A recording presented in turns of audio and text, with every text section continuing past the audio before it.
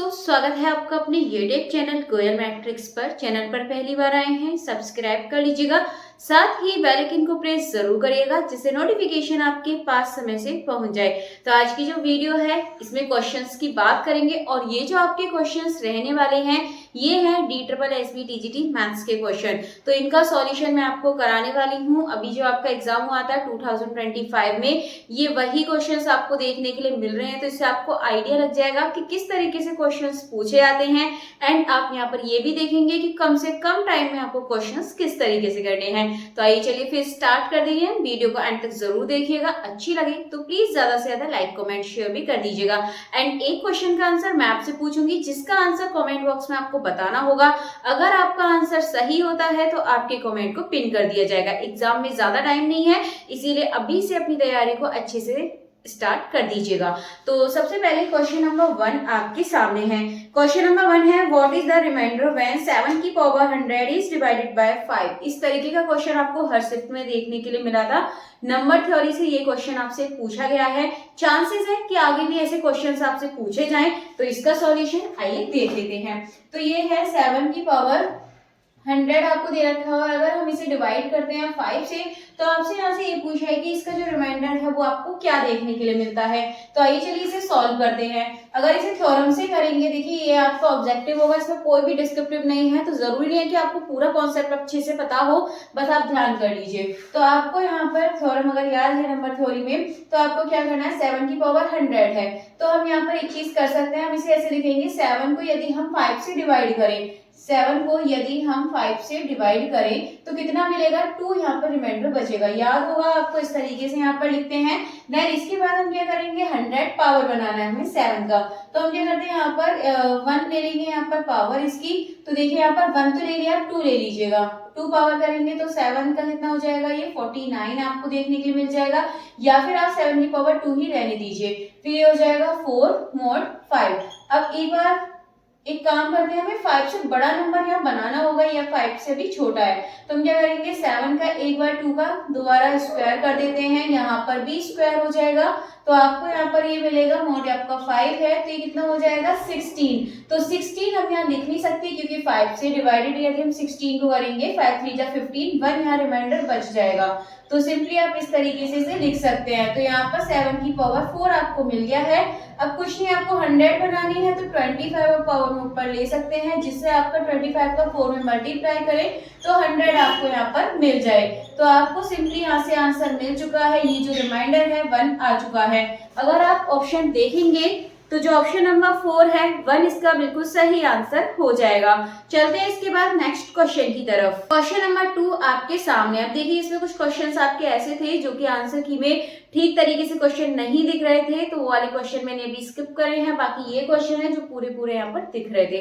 तो फिलहाल क्वेश्चन है आपका, which of the following is correct for fx is equal to, आपको दे रखा है और आपसे इसमें पूछा है कि इनमें से कौन सा ऑप्शन यहाँ पर सही होगा। तो चलिए आइए इस क्वेश्चन को भी कर लेते हैं। तो आपके सामने दे रखा है fx इज इक्वल टू, आपको दिया है, ये भी आपका आसान क्वेश्चन है। देखने में थोड़ा सा लेंथी हो सकता है क्वेश्चन, क्योंकि थोड़ी सी प्रोसेस यदि आपको अच्छे से पता है तो आप बहुत जल्दी इस क्वेश्चन को कर लेंगे। तो ये आपके सामने है। सिंपली आपको क्या करना है, 1 टाइम्स का डिफरेंशियल करिए। क्वेश्चन के अकॉर्डिंग देखेंगे, मैक्सिमम मिनिमम आपको इसका निकालना होगा। तो सबसे पहले क्या करते हैं, 1 टाइम डेरिवेटिव करते हैं। आपको यहाँ पर क्या मिलेगा, 6x² और ये मिल जाएगा 30x एंड 36। अब इसके बाद आपको पता है f(x) इक्वल 0 रखना होता है, यहाँ रख देंगे। 6 इसमें से कॉमन ले लेंगे तो सिंपली बचेगा x² minus 5x plus 6 is equal to 0। ठीक है, 6 कॉमन लेंगे वो 0 बन जाएगा। तो उसको छोड़िए, फिलहाल आप इसको करिए आगे। तो ये हो जाएगा आपका, यहाँ पर इसे फैक्टर में तोड़ दीजिएगा, -3x minus 2x plus 6 is equal to 0। तो एक हो जाएगा x माइनस 3 और एक हो जाएगा आपका ये x माइनस 2। तो यहाँ पे आपको पॉइंट मिल चुके हैं क्योंकि x is equal to 2, x is equal to 3। ये आपको समझाने के लिए इतना कर रही हूँ, बाकी आप डायरेक्टली यहाँ पर फैक्टर इनको लिख सकते हैं। देन इसके बाद जो ये 2 और 3 वैल्यू आई है, आपको क्या करना होता है, अब आप इसका डबल डेरिवेटिव यहाँ फाइंड करेंगे। डबल डेरिवेटिव देखेंगे तो ये हो जाएगा 12x माइनस 30 हो जाएगा। देन इसके बाद एक बार एक काम कीजिए, आप 2 रखिए। 2 रखेंगे यानी कि x इज इक्वल टू हम 2 रखते हैं। 2 रखने पे देखिए आपको क्या मिलता है, ये मिलेगा 24 माइनस 30 यानी कि -6 मिला है। अब रखेंगे यहाँ पर x इज इक्वल टू 3। जब x इज इक्वल टू 3 रखेंगे तो 12 3 जा 36 माइनस 30, सिंपली आपको 6 यहाँ से मिलने वाला है। तो आपको पता है जब जो वैल्यू है अगर माइनस में नेगेटिव आती है तो आपको ही पता है क्या होता है, ये होता है मैक्सिमा, और जब वैल्यू प्लस में होती है आपको होता है मिनिमा। तो हमें पता चल चुका है कि जो value x is equal to 2 पर कैसी देखने के लिए मिल रही है, मैक्सिमम, और x इज इक्वल टू 3 पर देखने के लिए मिल रही है यहाँ पर मिनिमम। तो अगर आप ऑप्शन यहाँ पर देखेंगे तो ऑप्शन नंबर जो 4 है, critical point x is equal to 2 आपका मैक्सिमम हो जाएगा, देन इसके बाद x इज इक्वल टू 3 पर मिनिमम हो जाएगा। तो जो ऑप्शन नंबर 4 है ये बिल्कुल सही आंसर आपको देखने के लिए मिल रहा है, क्योंकि 2 पर मैक्सिमम आ रहा है, 3 पर मिनिमम आ रहा है। तो ऑप्शन नंबर 4 बिल्कुल सही आंसर है। इसके बाद देखते हैं next question number 3। Question number 3 आपके सामने है, आपको यहाँ पर ये वैल्यूज फाइंड करनी है, एक तरीके से आपको सीरीज दे रखी है। तो चलिए इस क्वेश्चन को भी सॉल्व कर लेते हैं। तो क्वेश्चन आपको पता है, क्वेश्चन आपके सामने है, अगर आपने पहले एग्जाम दिया है तो क्वेश्चन आपको याद भी होगा, अगर आप इस शिफ्ट में थे। बाकी जो पहली बार तैयारी कर रहे हैं तो उनके लिए नया क्वेश्चन हो सकता है। तो ये है 2n + 1 n +1। आप एक काम कर सकते हैं, आप यहाँ पर वैल्यू रख के देख सकते हैं, सिर्फ 1 की वैल्यू रख दी, 2 की वैल्यू रख दी, आप इस तरीके से यहाँ पर वैल्यू रखिए। तो हम एक काम करते हैं, यहाँ पर 1 पुट कर देते हैं। तो 1 रखेंगे तो कितना मिलेगा, 2 + 1 ये जाएगा 3, यहाँ 1 रखेंगे और ये 1 over 2 तो ये 2 मिलेगा, 3/2। तो ये आपका क्या है 1 - 1, ये तो 0 हो जाएगा, यानी कि -1 की पावर 0 1 ही रहेगा, 3/2 आपको मिल चुका है। अगर इसी तरीके से आप आगे देखेंगे तो यहाँ पर अब की बार आप 2 रख दीजिएगा, तो 2 रखेंगे तो आपको मिलेगा 2 - 1 और ये हो जाएगा 2 2 जा 4 और ये हो जाएगा आपको 5 और अपॉन में मिलेगा 2 और 1 3 और 3 2 जा 6। इस तरीके से आपको ये 5/6 मिल जाएगी, 2 में से 1 गया तो 1 बचेगा और ये आपको माइनस का मिलेगा 5/6।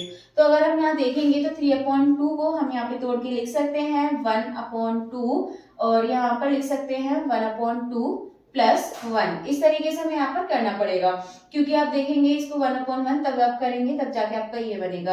अब सिंपली इसके बाद अगर आगे सॉल्व करते हैं तो ये माइनस का हम बाहर निकाल लेंगे और 5/6 को भी आपको इसी तरीके से तोड़ना है, तो 1/2 + 1/3 की फॉर्म में आपका टूट जाएगा। अगर हम यहाँ पर देखेंगे तो एक तरीके से यहाँ पर सीरीज बन रही है, यानी कि ये वाले से आपका ये वाला कैंसिल हो जाएगा जब माइनस में जाएगा और ऐसे आपकी सीरीज आगे बनती जाएगी। टर्म कौन सा बचेगा, ये वाला, यानी कि 1।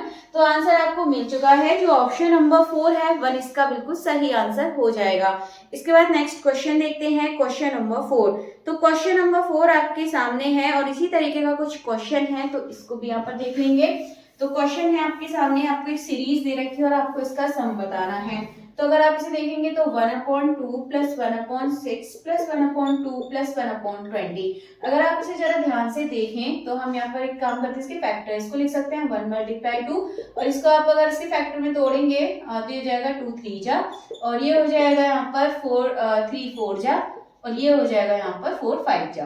अगर आप ध्यान से यहाँ पर देखेंगे तो यहाँ पर सीरीज फॉलो हो रही है, यानी कि 1 × 2 2 × 3 3 × 4 4 × 5। ठीक है, इस तरीके से सीरीज बन रही है यहाँ पर। तो हम इसे काम करेंगे, अगर अलग अलग इन्हें तोड़ लेंगे, आपको बताया फ्रैक्शन में करके लिखते हैं। तो किस तरीके से हो जाएगा 1 और ये जाएगा 1/2। आप इसे करके देखिएगा, इस तरीके से यहाँ पर सीरीज बन जाएगी 1/2 - 1/3। इस तरीके से यहाँ सीरीज ये आगे बनती जाएगी। देन आप देखेंगे माइनस के 1/2 से प्लस का 1/2 कैंसिल, ऐसे आगे कैंसिल होते जाएंगे। सिंपली लास्ट वाले क्वेश्चन की तरफ 1 यहाँ पर बचने वाला है। अगर ऑप्शन देखेंगे तो ऑप्शन नंबर 4 बिल्कुल सही आंसर हो जाएगा। चलते हैं इसके बाद नेक्स्ट क्वेश्चन की तरफ। नेक्स्ट है क्वेश्चन नंबर 5 और क्वेश्चन नंबर 5 का आंसर आपको कमेंट बॉक्स में बताना होगा कि इसका सही आंसर क्या है। लास्ट टाइम यहाँ पर क्वेश्चन पूछा गया था और ये क्वेश्चन आपका पीवाईक्यू क्वेश्चन है, तो आपको इसका आंसर कमेंट बॉक्स में बताना होगा और जिनका भी सबसे पहले आंसर आता है, एकदम सही आंसर आता है, उनकी कमेंट को पिन किया जाएगा। देन आपको लास्ट में ये भी बताना है कि टोटल 10 में से आपके कितने क्वेश्चन सही हुए हैं। नेक्स्ट है, अब इसके साथ बाद क्वेश्चन है which of the following matrix is not in the row echelon form. आपको पता है इनमें से कौन सा एचेलॉन फॉर्म में नहीं है। तो देखिए यहाँ तो आप डायरेक्टली, बहुत इजी क्वेश्चन है, अगर आपने इसका कॉन्सेप्ट पढ़ा है तो आप इसको आराम से कर सकते हैं। आपको पता है जो यहाँ पर ये लीडिंग पॉइंट होता है, यानी कि लीडिंग एलिमेंट होता है, आपका क्या होता है 0, मतलब 1 होना चाहिए, ये 1 होना चाहिए। अगर आप सभी ऑप्शन में देखेंगे, बाकी यहाँ से फर्क नहीं पड़ता, ये आपका 0 होना चाहिए, 1 के नीचे यहाँ 0 होना चाहिए। अगर ऐसा यहाँ पर है तो वो इचेलॉन फॉर्म में, और नहीं है तो वो आपका कैसे हो जाएगा, इचेलॉन फॉर्म में नहीं होगा। अगर आप ऑप्शन देखेंगे तो ऑप्शन नंबर 1 एंड 2 एंड 4 तीनों में यदि आप देखेंगे तो यहाँ पर आपको 1 देखने के लिए मिल रहा है, लेकिन एक ही ऑप्शन ऐसा है, ऑप्शन नंबर 3, जिसमें यहाँ पर आपका 0 देखने के लिए मिल रहा है। इसीलिए जो ऑप्शन नंबर 3 है वो एचलन फॉर्म में नहीं होगा, तो ये इसका सही जवाब हो जाएगा। तो ऑप्शन नंबर सी बिल्कुल सही आंसर है। चलते हैं इसके बाद नेक्स्ट क्वेश्चन की तरफ। क्वेश्चन नंबर है which of the following is correct for the value. आपको बताना है कि इसमें से कौन सा करेक्ट होगा। तो देखिए आपके सामने क्वेश्चन है, वैसे आपको देखते ही पता चल चुका होगा इसका सही आंसर क्या होगा। तो ये है यहाँ पे limit is equals to n is equals to यानी कि 0 यानी कि n टेंड्स टू 0 और 1 अपॉन n। अब आपको बताना है, अब आपको पता है यहाँ पर 0 लगाएंगे तो इन्फिनिटी बन जाएगा। एक तरीके से यहाँ पर जो लिमिट है वो एग्जिस्ट नहीं करेगी। अगर आप ऑप्शन देखेंगे तो option number 1 infinity 2 1 3 0 limit exist 0 हो नहीं सकता, लिमिट एग्जिस्ट यहाँ कर नहीं रही है, तो इस वजह से कौन सा सही हो जाएगा, ऑप्शन नंबर 1 इन्फिनिटी इसका बिल्कुल सही आंसर है। अगर डज नॉट आंसर होता तो वो इसका सही आंसर हो जाता। फिलहाल ऑप्शन नंबर 1 इसका बिल्कुल सही आंसर है। चलते हैं नेक्स्ट क्वेश्चन की तरफ। तो नेक्स्ट है the curve y is equal to, आपको यहाँ पर दे रखा है और आपको इसमें असमटोट बताना है। तो चलिए इस क्वेश्चन को भी इधर देख लेते हैं। तो ये है आपका y is equal to 3x upon में आपको दे रखा है x माइनस 1 प्लस 3x, ठीक है। देन इसके बाद आपको बताना है कि हॉरिजॉन्टल होगा, वर्टिकल होगा and x is equal to किस पर होगा। सिंपली आपको क्या करना है, सबसे पहले तो आप यहाँ पे जो डिनोमिनेटर है इसके इक्वल में आप 0 रख दीजिएगा। तो क्या मिल गया, x इज इक्वल टू 1। कहने का मतलब ये है, हम यहाँ पर x की कौन सी वैल्यू रखें कि यहाँ पर जो ये डिनोमिनेटर है वो आपका कैसा बन जाए, 0 बन जाए, ठीक है। हमें ही 0 बनाना होता है इसका डिनोमिनेटर, तो x इज इक्वल टू 1 रखने पे क्या हो जाएगा, 0। अब x इज इक्वल टू 1 पर हो रहा है, तो यहाँ पर अगर आप ऑप्शन देखेंगे तो ऑप्शन नंबर बी और डी में से एक आंसर होगा, बाकी ए और सी तो नहीं होगा। अब इसके बाद बी और डी में से छांटने के लिए आपको ध्यान रखना है, यदि x इज इक्वल टू 1 रखने पर आ रहा है, ये आप ध्यान रख लीजिएगा, x इज इक्वल टू 1 पर आ रहा है तो आपका कैसा होगा, वर्टिकल होगा।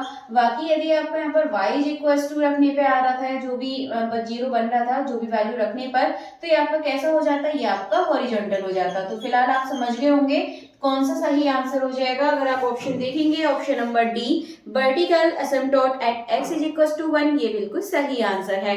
देन इसके बाद चलते हैं लास्ट क्वेश्चन की तरफ। क्वेश्चन नंबर लास्ट यानी कि 10। यहाँ पर आप क्वेश्चन नंबर पर ध्यान मत दीजिएगा क्योंकि बीच बीच में से क्वेश्चन यहाँ पर हटाए गए हैं जो कि यहाँ पर आंसर की में ठीक से शो नहीं हो रहे थे।